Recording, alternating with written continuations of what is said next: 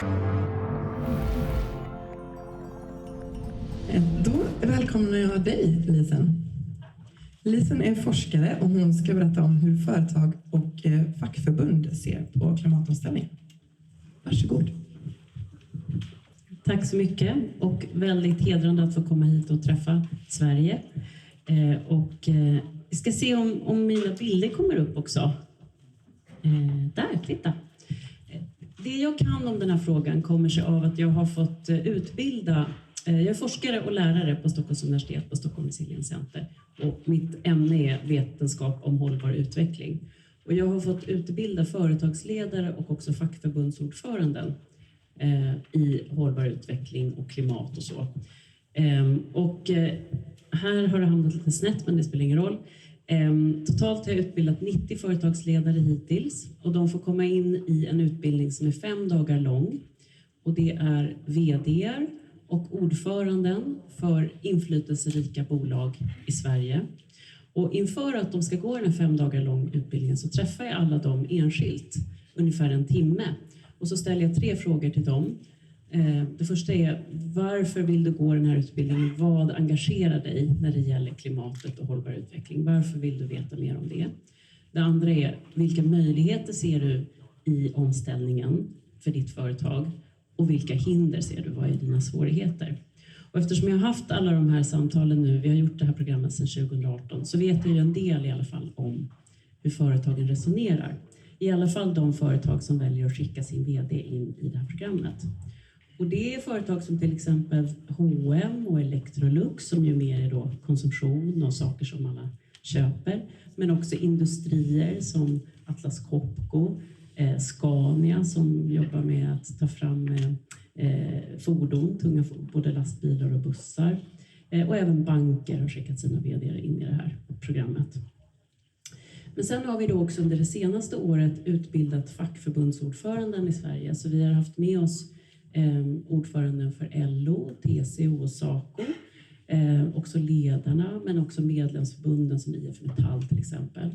Och varför vi gjorde det var för att historiskt i Sverige när vi har gjort stora omställningar så har arbetsgivare och fackförbund satt sig ner tillsammans och diskuterat igenom hur ska vi göra den här omställningen så att den blir bra för jobben, för ekonomin, för människorna.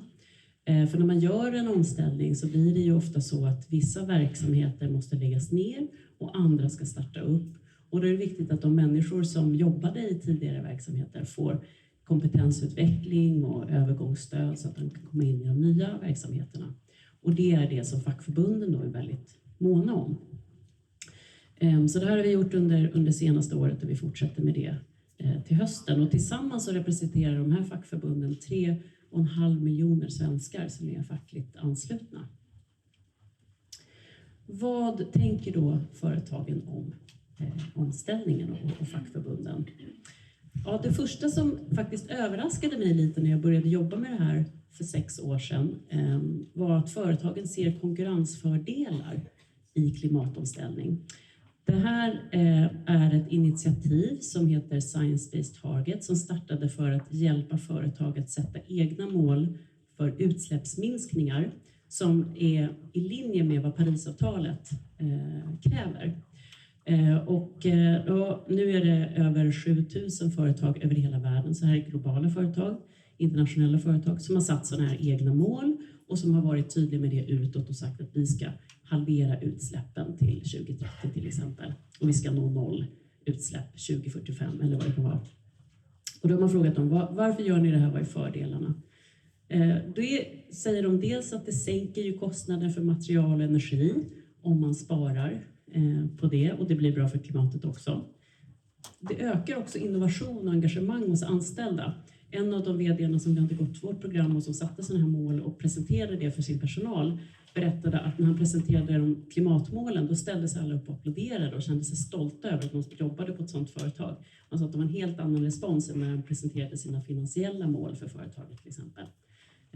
Så att folk vill gå till jobbet och känna att jag jobbar för en verksamhet som jag kan vara stolt över som också jobbar för ett stabilt klimat. Det ger nya kunder som vill köpa varor och tjänster som är bra för klimatet. Det är också så att de rapporterar att investerare uppskattar att företagen har en tydlig plan för hur de ska göra det här skiftet bort från det som är skadligt för klimatet. Därför att man förväntar sig att det kommer komma lagkrav och regleringar som gör att det så småningom blir förbjudet med sånt som är dåligt för klimatet. Och då är det viktigt att företagen inte är helt handfallna och överraskade av det, utan faktiskt har en plan. Men jag vill också säga att när jag pratar med alla de här människorna, så både fackförbundsordförandena och vd:arna pratar också om det mänskliga perspektivet. Först så pratar de om att det är viktigt för jobben och för företaget med omställningen. Men sen så säger de också saker som att de vill kunna se sina barn i ögonen och säga att de gjorde vad de kunde. De pratar om att när man har mycket makt måste man också vara mycket snäll. Och att man har ett ansvar att lämna efter sig ett företag som är bättre skick än det jag tog över.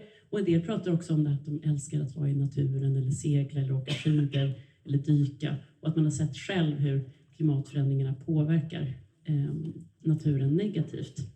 Så det finns också sådana resonemang. Och jag vill också nämna att det finns ett initiativ som heter Fossilfritt Sverige som jobbar på uppdrag av regeringen för att hjälpa branscher i Sverige att göra egna planer för hur de ska nå målet om, alltså 2045-målet som Sverige har, att vi ska vara klimatneutrala då. Och de har hittills hjälpt 22 branscher att ta fram sådana här färdplaner. Och då handlar det dels om vad branscherna ska göra själva, vilka åtgärder de ska stoppa in för att de ska kunna nå till exempel fossilfri stålproduktion till 2045 eller fossilfri inrikes sjöfart till 2045 eller fossilfria skidanläggningar 2027. Vad kan branschen göra? Men också vad behöver man från politiken för att lyckas med det här? Och då vill jag bara avsluta med den bilden som handlar om vad näringslivet efterfrågar. För det är ju ändå så att om de ska lyckas så behöver de komma också till ett läge där politiken hjälper dem så att det faktiskt blir förbjudet med sånt som är dåligt för klimatet. Eller att det i alla fall blir dyrare, att det beskattas och så. Därför att annars så kommer inte de här hållbara alternativen kunna vinna mark. Och det här är det som näringslivet ber om då för att lyckas. De har ofta tekniken på plats, men för att den tekniken faktiskt ska kunna rullas ut och skalas upp så krävs de här sakerna. Man vill ha fossilfri el, man vill ha satsningar på förstärkt och utbyggt elnät. Man vill ha en effektiv och förutsägbar tillståndsprocess. Alltså när man ska etablera nya fabriker eller så behöver man ju gå igenom en process för att få miljötillstånd. Och det här tar ofta lång tid och är ganska oförutsägbart om det kommer bli ett tillstånd eller inte, vilket blir svårt för investeringarna i det här. Man vill ha ett tillförlitligt och hållbart transportsystem så att man faktiskt kan flytta varorna och materialen. Man vill ha tillgång till kompetens. Och sen den här lite krångliga, gynnsamma marknadsförutsättningar för den cirkulära ekonomins framväxt. Alltså det här handlar egentligen om att det ska vara lätt och lönsamt att göra rätt. Och att det inte ska vara dyrare med återvunna produkter än produkter som är gjorda med nya material och sådär. Sen pratar man om att man vill ha delad risk vid investeringar. Alltså att man vill att staten och kommunen och så ska kunna gå in och investera tillsammans med företagen i det nya som ska växa fram. Och sen att man vill ha klimatkrav i offentlig upphandling. Alltså att vi har ju ganska mycket varor och tjänster som köps av staten, av regioner och kommunen. Och att man då ska ställa klimatkrav där som är i linje med vad man har bestämt att man vill åstadkomma. Och nu så slutar jag, för nu har jag bara 1 minut kvar. Men tusen tack för att ni lyssnade och lycka till med ert viktiga uppdrag.